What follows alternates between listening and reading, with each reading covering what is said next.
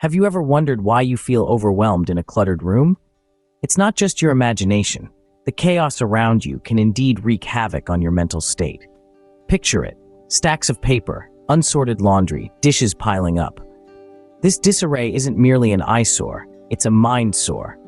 An overcrowded environment becomes a breeding ground for stress and anxiety.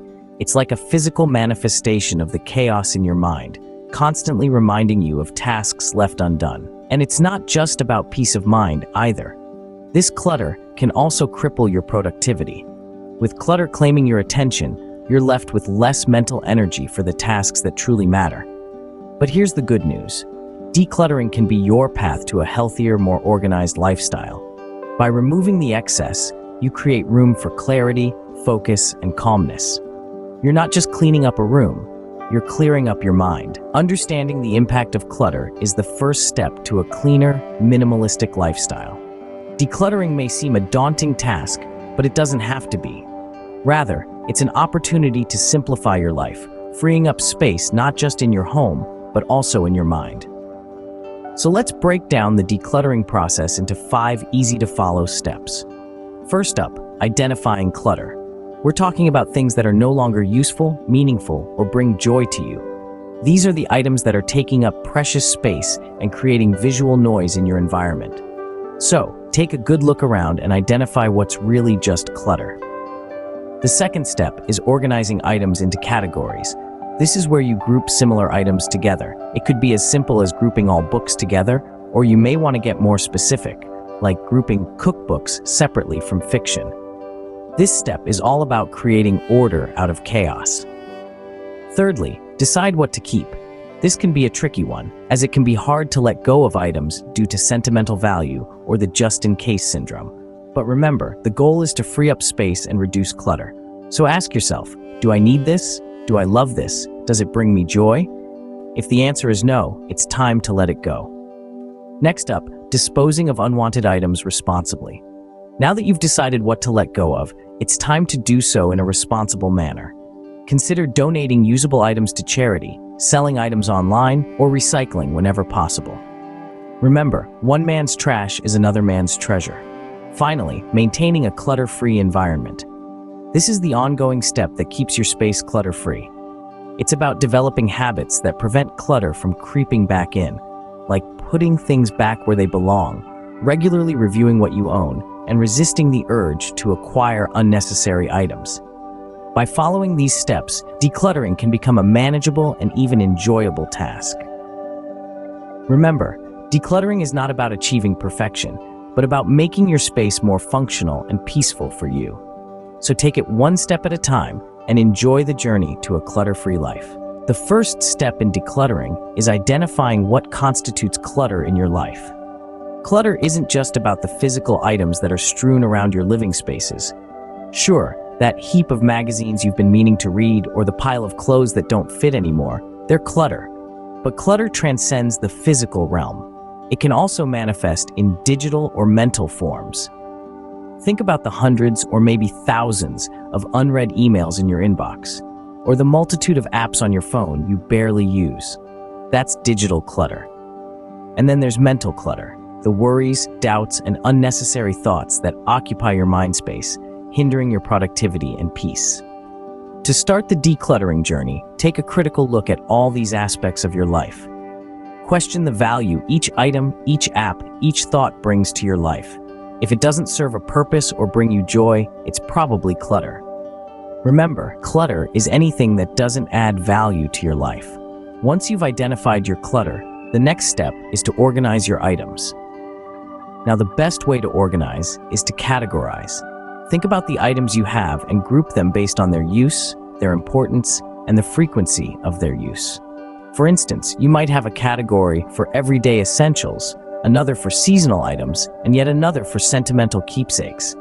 This system of categorization can be uniquely yours, tailored to your lifestyle and your needs. Let's dive a little deeper. Everyday essentials are items you use on a daily basis. These could be your phone, your keys, your wallet. These things should have a designated spot, a home within your home, if you will. Then there are seasonal items, things you only need at certain times of the year. winter coats, holiday decorations, beach gear.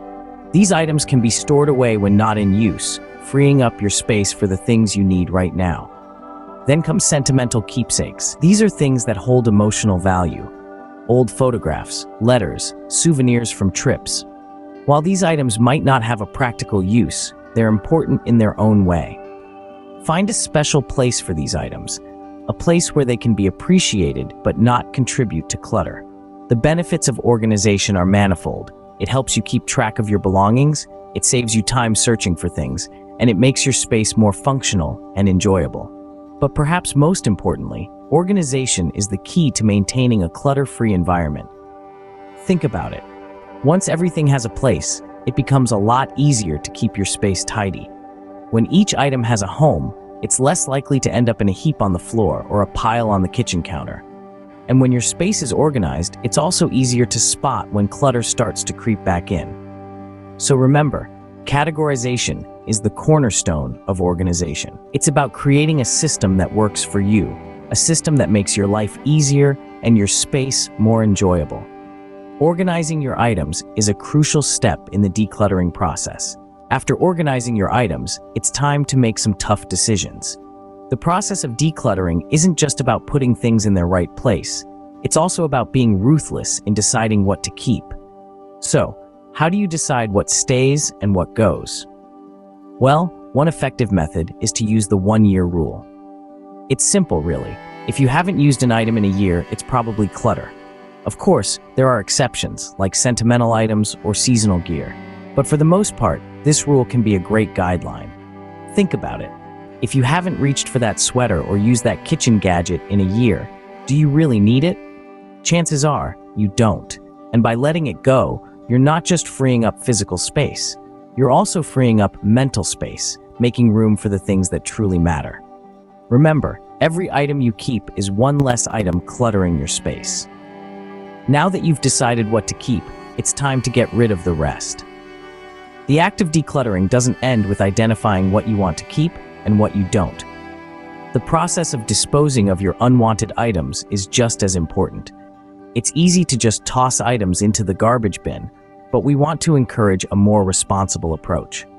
One man's trash, as they say, can indeed be another's treasure. Your unwanted items might still have plenty of life left in them, and they could be just what someone else needs.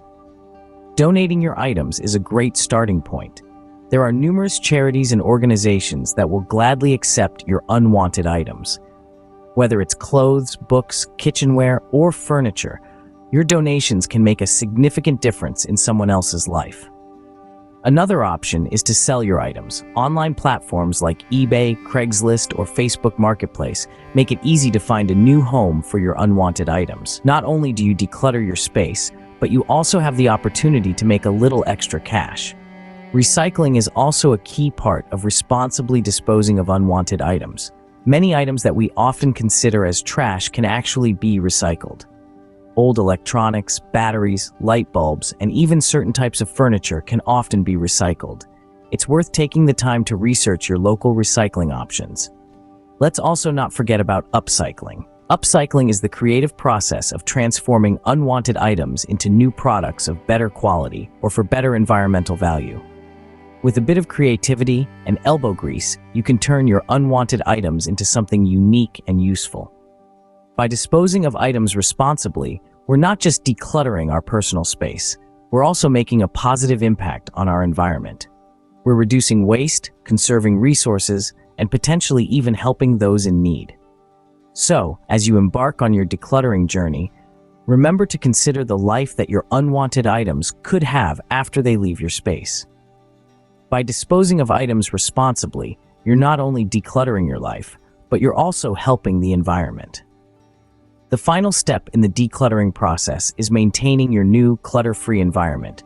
This is where the magic truly happens. It's not enough to just clear the clutter. The key is to keep it at bay. So how can you do this? Well, one effective strategy is the one in, one out rule. This simply means that for every item you bring into your space, another item must leave. Buy a new book, then it's time to donate an old one. It's a simple yet powerful method that helps to keep your possessions in check. Additionally, Make regular decluttering sessions a part of your routine. Whether it's every week, every month, or every season, regular decluttering will ensure that your space remains uncluttered and organized. So there you have it. Maintaining a clutter-free environment is achievable with a little bit of discipline and consistency. Remember, decluttering is not a one-time task, but a continuous process. Let's summarize what we've learned today. The clutter conundrum is a common issue we all face. It's not just about having too many things, but also about how these items can impact our mental and physical health. To address this, we've demystified the decluttering process, breaking it down into manageable steps. First, we identified what constitutes clutter. It's anything that doesn't contribute positively to our lives, from unused items to things that don't bring us joy. Next, we discussed organizing our items, creating a system that's both functional and aesthetically pleasing. Then, we deliberated on deciding what to keep, using the rule of thumb that if it doesn't serve a purpose or spark joy, it's probably clutter. We also talked about disposing of unwanted items responsibly, considering recycling or donating options. Finally, we shared tips for maintaining a clutter-free environment, emphasizing the importance of regular decluttering and mindful consumption. With these steps, you can start your journey towards a clutter-free, minimalistic lifestyle today.